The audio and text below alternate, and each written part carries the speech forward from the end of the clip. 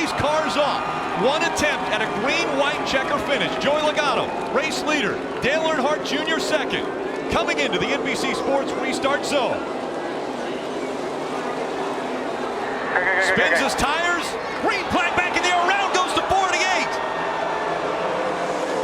Crosses out. And the caution is out.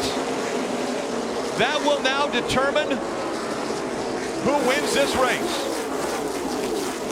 They're saying that's not an attempt. NASCAR's saying not an attempt. You gotta be freaking kidding me. That's an attempt. The green flag waved. The green flag's out. That's an attempt. Come on. Take another look. The green light is on. And look at the flag man. The green and then right to the yellow before they got to the start-finish line. So I think Joey Logano was right that the green flag was waving, but NASCAR never said that the leader's never going to cross the start-finish line, so the green flag or the track was never put back in a green flag condition. So we'll try again. Coming back into the NBC Sports restart zone, 220 feet. Green flag back in the air. The four not going. They wreck behind him. The green flag is out as they cross the start-finish line. Will they throw the caution? Trying to get back up to speed. Caution comes out. Now the question is, who was in front? Stay in front of them. Stay in front of them. NASCAR will go back and watch video. They will look at the scoring loops to determine the finishing order. So right here we see they're under green flag. NASCAR's looking at the track trying to determine if these cars can drive off. It's very important to see who the leader is when the light comes on. Caution comes out, and that's how close it is to determine who wins this race. And not just who wins, it's the entire chase field. The 18, 31, 4, all right on edge. Where will they end up? They are telling us that the 22 was in front, and so Joey Logano will sweep round 2. Unofficially, Joey Logano, the winner at Talladega. Should NASCAR have let you guys run longer under that green-white checkered before throwing the caution? Another 100 yards, I'd have been in the lead, but NASCAR makes the calls. They're the governing body, and I have 100% faith in the choices that they make. I'm not gonna, not gonna be too upset about it. I did everything I could. I'm proud of myself, proud of my team.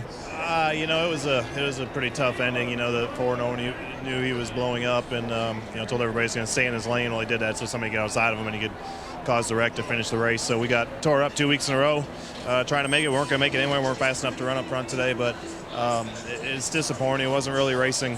To be honest with you, there's just a lot of games going on, and you can hardly blame a guy for doing it. He's either going to make it if he does that, and wreck some people going slow, or he's not going to make it if it goes green for 2 laps. But I don't know. It just feels like we kind of lost control on the situation. I hope we can get back to racing next week and everybody going fast and trying to win. First off, let's start with that last restart and the crash. What happened? 4 could only run about 30 miles an hour, so I think he saw people coming, and he knew he was probably going to be 30th last car on the lead lap, so caused a wreck. And but that's nor here nor there. We had a self-inflicted day. It took us 4 times to get our roof fixed, and it's unfortunate. I mean, feel like I've done everything I possibly could do to advance, but just one bad race in a 3-race season obviously takes you out. So it's frustrating knowing that we very well could have won next week, but I don't know. I really can't spend any positive on it right now. Now let's take a look on board with Kevin. See Kevin looking in the mirror. That's pretty standard. You got to look in the mirror, and there's the contact. Big wrecker behind you. Keep digging.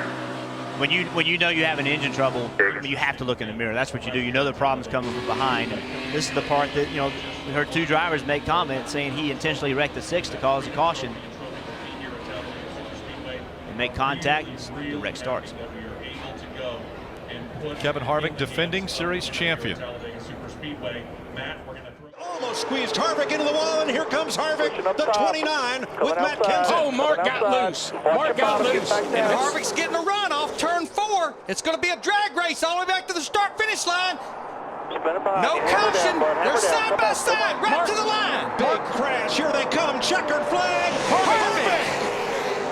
Kevin Harvick wins the Daytona 500. We got one car on his roof coming across the start finish line. Still wrecking. They're wrecking everywhere.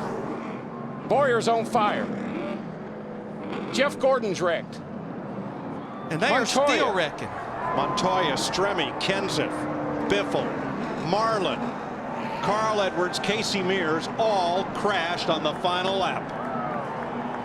But you know what? I'm glad NASCAR let them finish the race. Yes, There's definitely. no reason that the cars are wrecking behind them, not in front of them. It was not going to change a thing. Not a thing.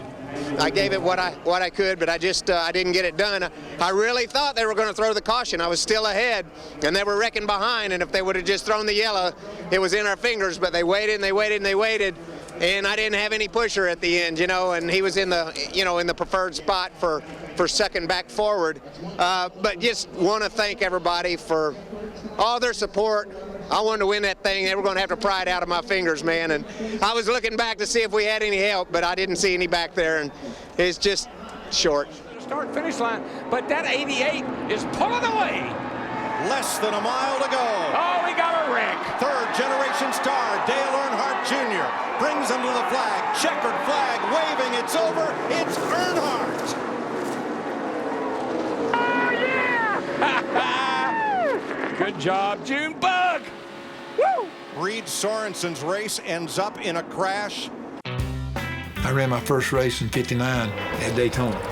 We come through the tunnel, and that looked like the biggest place in the world. I mean, you couldn't even hardly see the first and second corner. Had a few little grandstands, no buildings, nothing there.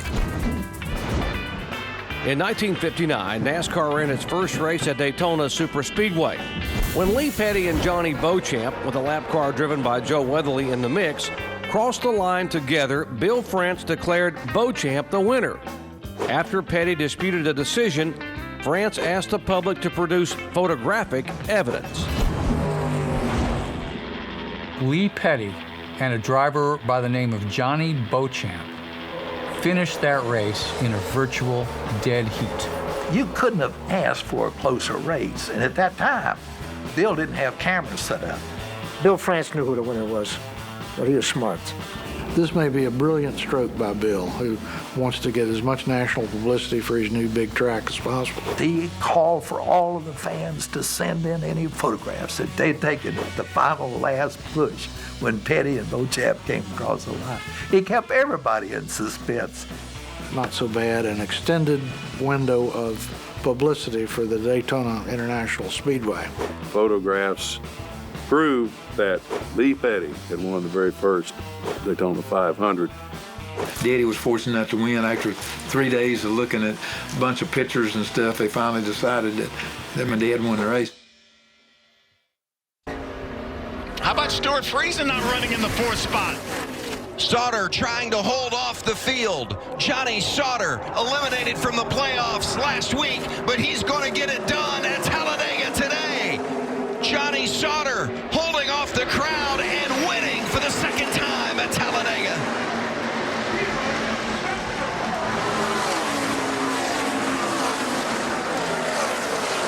Boy, that was some pretty intense blocking by Sauter on Riley Herbst. Riley runs off the road because of the block by Sauter. NASCAR says in their judgment, if you force a truck below the line by blocking them there, you could be black flagged. And below the line goes both those trucks. I don't know what the call will be there. If they take this one away from Johnny Sauter, then I'm not sure that Spencer Boyd may be the guy. That's Boyd in the white truck. The white truck. But I don't see where Herbst did anything wrong.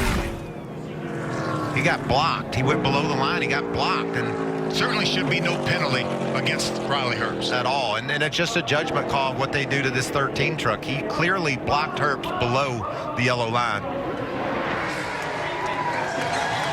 Johnny Sauter doing the burnout. We've not officially been told that Sauter is the winner, but Johnny certainly celebrating.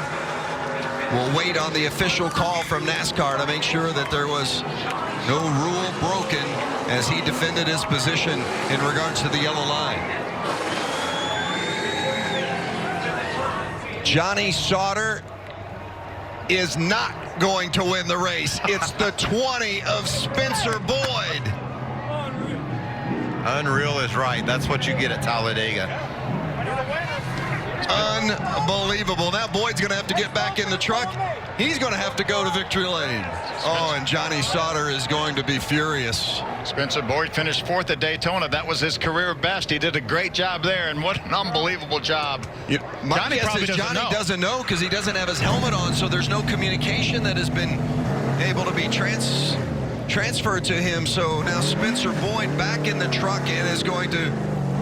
If I was Spencer, I'd get to the victory lane. Finish line, do me some burnouts. I want to celebrate this victory. Johnny, they say you went down below the yellow line to defend your position, took away the win from you. What's your view from your perspective? It ain't the first win NASCAR's taken from me, so just proud of everybody at ThorSport. Can't thank those guys enough. Quarter Horse Congress, Tenda, Ford, everybody involved. You know, I went down to put a little block on him, but then when I did, I got hooked sideways, and that's just plate racing, and you know, I didn't block his advance or anything like that. So if I remember, I think Tony Stewart and Regan Smith had the same deal a few years back. So just hate it for my guys. You know, they deserve better than that. And what are you going to say? You're going to look back on it. Is there anything you can do as the driver, as the leader in that position? Oh, you did what you did. You know, I mean, you did what you thought was right. So it is what it is, man.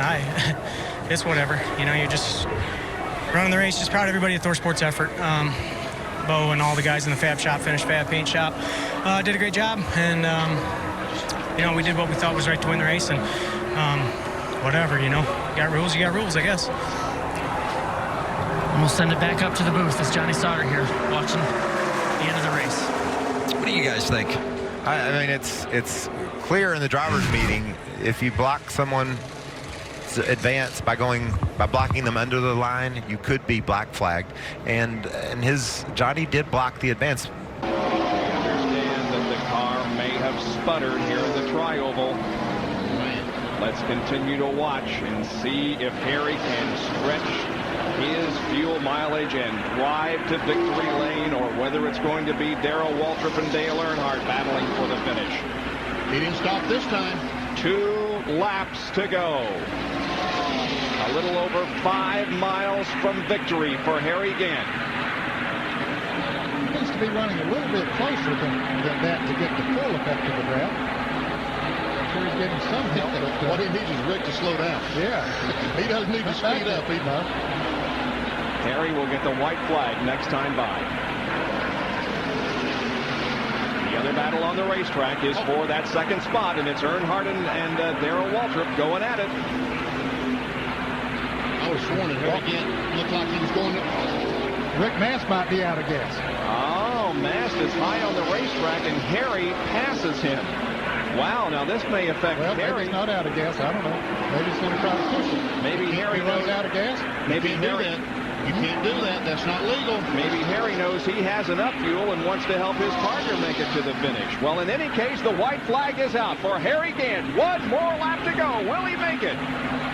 He sets the car into turn number 1 for the final time, and the fans that came here on this Monday to watch this race are up and cheering for the 51-year-old from Taylorsville, North Carolina, showing the younger guys how it's done. Now, he has been warned that Rick Mast cannot push that car to the finish line. He has to cross the line on his own. Is he doing it right now, or is it a tight draft? I think it's just a tight draft. I don't know. Well, they're separated, so Harry is still on the gas, and he's got some in it. Here he comes off of corner number 4. Remember, the start-finish line is way down past the tri-oval. I believe he can coast the rest of the way. Can he do it? Can he coast the rest of the way? Well, is that one car pushing him now? That's nope, they're separated. They're separated at this moment. Here comes Harry Gant down for the checkered flag, and he wins it. And Rick Mast moved to the inside to make sure that NASCAR saw that he was not pushing him. Here's the other battle. Darrell Waltrip, it appears, is going to win the battle for second position. He finishes second. Dale Earnhardt is third. Here comes 4th, 5th, and 6th. Marlin, Waltrip, Jeff Bodine, and Ken Schrader finish in that order. Let's go to John Kernan, who's with Andy Petrie. Andy, I tell you, it looked like you almost got a little push here in the tri-oval from that one car. How close was it? Well, we're trying to get Rick out from behind him. You know, Harry wanted to back off the gas. saved the gas, and then Rick's right behind him, you know.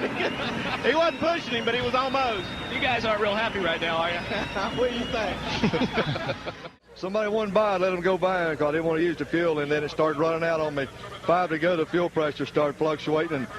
But Rick had backed off a lot. He and I both were probably running a little over half throttle there. And so then he pulled over for me to go by, and he had to bump me a lot of times to get me on around the last lap. When did it finally quit? When you know you knew you were going to make it? Coming off a 4, going into, well, it quit a bunch. It quit in there in 1 and 2, then it quit again down the backstretch, and Rick gave me a good boot, and it got me going, and then going into 3, it cut off, and he got it's hard for him to get again. All 4 wouldn't run any, and down the year it wasn't running any. So he gave me a good push, but this told my seconds out to me and tell me how far I was ahead, you know. And we lost one of the members of the Skull Classic team, Hugo, passed away, and we'd like to ask people, prayers for Hugo, and hope to have our prayers for George Bush that he gets better tomorrow then. And the crew that's done a super job here today. Harry Gant wins the Winston 500, and they talk about 40-something with Nolan Ryan and George Foreman. How about 50-something, Bob? There are the results, and by virtue of his 3rd place finish, Dale Earnhardt is back on top of the point standings. For Ned Jarrett, Benny Parsons, Dr. Jerry Punch, and John Kernan, thanks for being with us. This is Bob Jenkins. So long, everyone.